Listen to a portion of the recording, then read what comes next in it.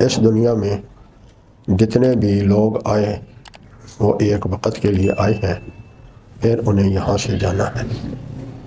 یہاں پر ہمیشہ رہنے کے لیے نہ کوئی آیا ہے نہ کوئی آئے گا۔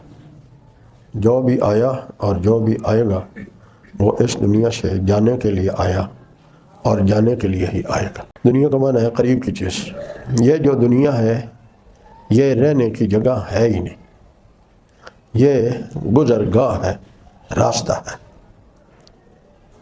مومن اپنے مشاہدے پر یقین نہیں کرتا، اللہ اور اس کے رسول صلی اللہ علیہ وسلم کی بات پر یقین کرتا ہے، اور اسی کو یؤمنون بالغیب کہتے ہیں۔